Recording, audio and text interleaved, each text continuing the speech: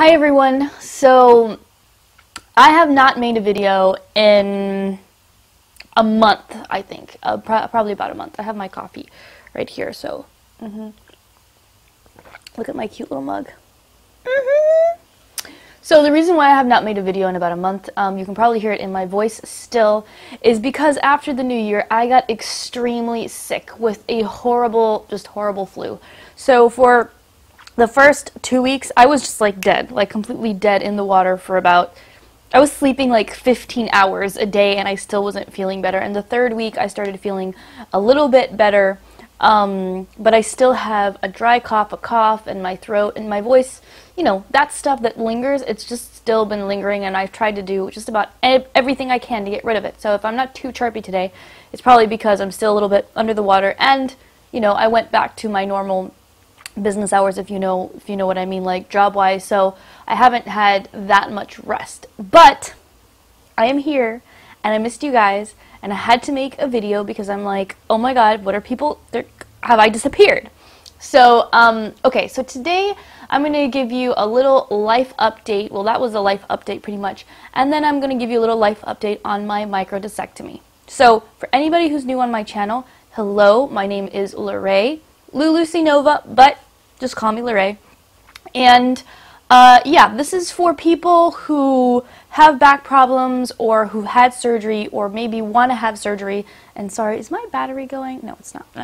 And so I just want to help them out. Lately, I've been asked a lot about my surgery, and I've heard other people's complaints about, you know, their back. So I wanted to make, this video and tell you guys what's up.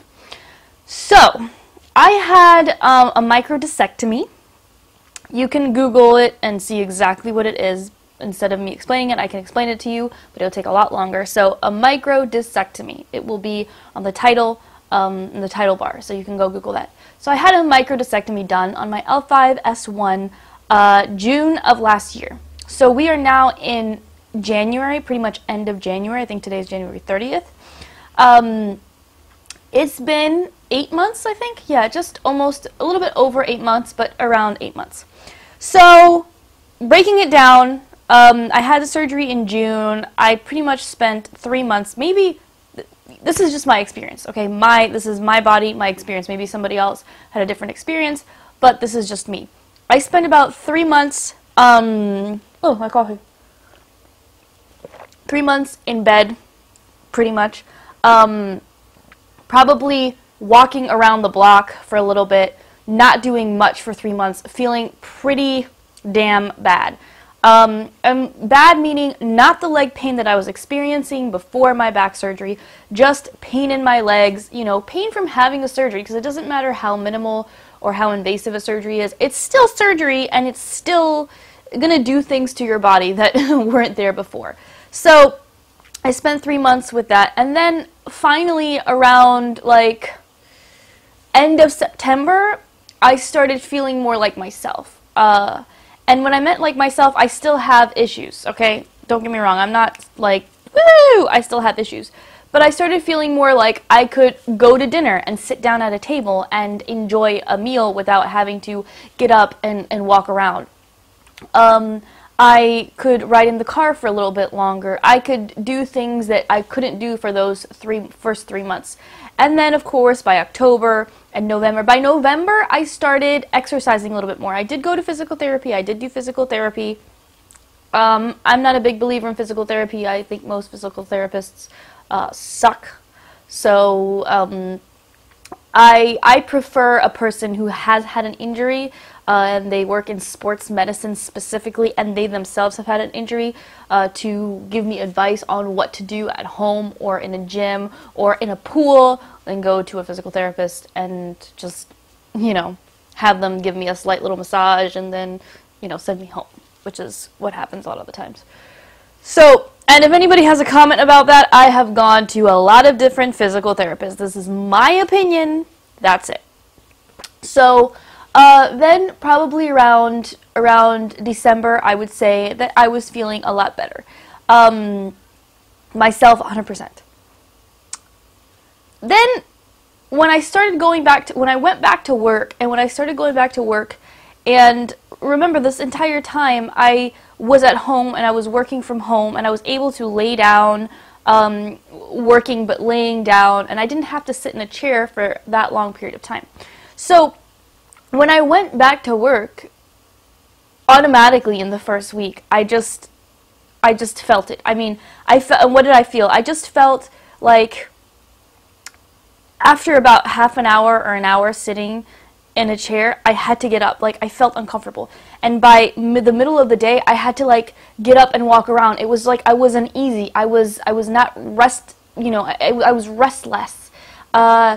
I had to go into the bathroom and stand at the stall for a second and give myself a minute. I had to stretch. It's constant. And now I feel that it is constant. And thinking long-term, thinking long-term-wise, for anybody who has a back issue, you really have to think about your career or changing your career or whatever it is, because sitting in a chair for long periods of time is just not going to work. It's not going to work for the rest of your life. It's a fact of life and a fact of somebody who has a back issue and wants to, keep themselves feeling good for the next 30 years. I don't want to sit down for a long period of time and say, okay, I can deal with this, I can handle it, and then in 10 years I'm going to have another surgery to fix something again just because I wasn't careful enough with myself. So people really need to think about their body and their health and all that. If I'm not giving you guys enough detail because I have not made a video in a while and I'm a little bit scatterbrained, I'm sorry. So if you have any specific questions, please leave them below in the description bar below, and I can make another video about this and I can answer all of your questions. So, bottom line, for me specifically, did the surgery help me? Yes, it did 100%. I could not walk, I could not sit, I could not do anything. I would come home crying night after night. I mean, praying to God to please help me because I didn't know what to do with myself because the pain was so excruciating. And every time I went to a doctor's office, they told me, oh no, you're too young, you don't need this, just do physical therapy. And I didn't know, okay? So yes, it helped me. I do not get those pains, that kind of thing anymore, that I can't walk. But on the flip side, there's not a lot of movement left in me. I think it's probably because I need to stretch more or get a little bit more flexible, or maybe I haven't taken the time to do that as much, which I need to. But I find that if I was going to do the hula hoop, that's just not going to happen. Like the movement from the pelvis up, doing this, at your waist and going side to side, there's not much movement there. Maybe eventually there will be. My incision still kind of hurts, believe it or not. After all this time, it kind of hurts. And the leg pain will come back every now and then. Ever since I've gone back to the office, I do notice that I get home and my legs start throbbing. It's not the same exact pain, but I get really scared and really worried, and I just get straight in the bathtub or then get straight in bed, stretch for a little bit and then go straight in bed because I just want to have that relief off of my back. So yes, the surgery did help me, but there are things that I will never do, and I am not one of these people that I'm going to sit here and I'm going to tell you I can run a marathon. Yes, maybe the physician will tell you you can run a marathon. Maybe your coworker can tell you, I had back surgery and I ran a marathon. Well, that's fine, but you know what?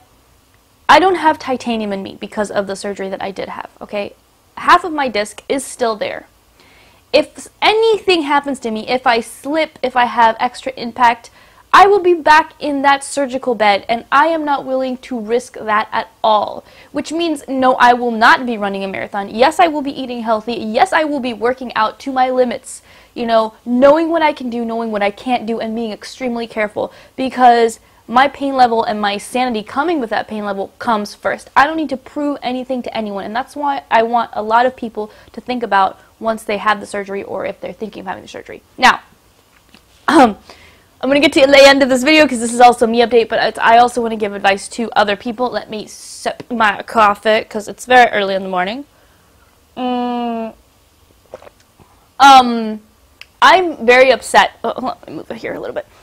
I get very upset when I hear people come to me about their back issues or their medical issues, and they tell me that the doctors do not want to give them MRIs, tell them that surgery is not an option, tell them that They're getting cortisone shots. It really upsets me because it is a business. The medical industry is a business. The more money they can charge insurance companies, the more money they can get out of you as a patient, they will. There are very few doctors that really care about your health and doing right by you. So please, anybody who's having this kind of problem, or any kind of problem for that matter of fact, get different opinions. 1 opinion, 2 opinions, 3 opinions, 4 opinions.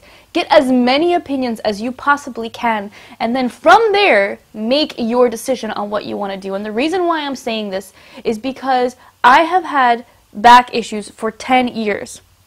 That is a long time. I know what I'm talking about. I have done every single kind of treatment. I have done everything. I put off surgery for a long time. I'm not an advocate for surgery, but I put it off for such a long time. And after I had it and where I am right now, I regret, seriously, that I did not have it done 4 years ago, because I could have saved myself 4 years of excruciating pain, sadness, depression, etc., which comes with not being able to walk and not being able to live a normal life. That is the truth. So somebody recently came to me, and I'm sorry if this video is long, but this is just to help you guys. Somebody recently came to me and they told me that their 68-year-old mother-in-law couldn't stand, couldn't walk. They told her she probably had a herniated disc. She had a herniated disc, but they didn't want to give her surgery, and they keep shooting her up with cortisone. And I'm sitting there and I'm thinking to myself, and I told her, I was like, listen, your 68-year-old mother-in-law should have that surgery. I do understand that some doctors do not want to give older patients surgery because they feel like they have high blood pressure or they have all these other medical issues and they could die on the table. That is the truth. That is why sometimes they do not want to give surgery. But cortisone shots, that is never going to help. That could probably help for a week, and probably at 68, and if your disc is looking flat like a pancake, if you know anything about the spine, if it's looking flat as a pancake, it is never going to do anything. And the lady is telling me, yeah, she had the shot, and she still feels horrible, and I'm like, of course. I was like, of course she's going to feel horrible, because she is 68 years old, her nerves have been pinched for years, and nobody has taken the time to say, hey, we need to get you in surgery. These shots are not going to help you. We can give you 10 shots, but there's nothing there to shoot up. Myself personally, I have had about 8 cortisone shots in my back. The first time, it worked for about 3 months. The next time, it worked for about 1 month. And the rest of the times, it didn't do anything to me. It is a business. Don't let yourself get into that hole of their business. Do your research online, read up on things, and get various opinions. I went to 5 different doctors, and 2 of those told me that I should just do physical therapy and I was too young and I shouldn't, yada, yada, yada. And 3 of them told me that I should get back surgery. And I was scared and I didn't know, what I should do. And one of the doctors who told me that I should get back surgery was so just like blasé with me, and the way that he spoke to me, even though he was right, and now that I look back, he was right, he didn't make me feel comfortable. He didn't make me feel like I was making the right decision, so I didn't take his opinion, I just didn't take his opinion the way I should have. It wasn't until the last physician that I went to go see that really took the time and told me, this is never going to get any better, you really need to do this, that I felt comfortable enough and I trusted the physician enough to have my surgery done. So, get opinions. You need to get opinions. So this lady was telling me, that they didn't want to give the 68-year-old woman surgery. The reality is that I know if you've never had back pain, if you've never had those problems, you have no idea, you have no clue, how your life is. It's not really a life. So if I were 68 years old and I felt the way that she felt, because I know what that feels like, I would prefer, this is my opinion, that's it, I would prefer to die on that table than to have to live like that for the rest of my life, because that is not a life. And living on painkillers also is not a life. So, have the surgery. That is all I have to say. So I hope this video helps some of you. I know I'm going to get tons of comments, and I'm going to make a video about me and my channel very soon, because I have been getting some very weird hate comments that make no sense, which I am going to address in a following video about being politically correct. But I hope, so my little life update, to wrap this up, my little life update was that I haven't been around because I've been feeling sick, but there should be a video up every single Wednesday from now on, no matter what, and hopefully twice a week if I can make that happen. Thank you so much for watching my channel. I hope this video on a microdiscectomy helped you make a decision or think about your current issue. And please follow me on Twitter, please follow me on Instagram, please follow me on Facebook. Mostly on Instagram or Twitter, because a lot of my followers here don't follow me there, and I feel like it would be easier like for me to send out a tweet or to send out an Instagram saying, hey, I'm not around because I'm not feeling well, if I can't make a video. So I really appreciate all you guys' support, and I hope you're having a wonderful day, and until next time, bye!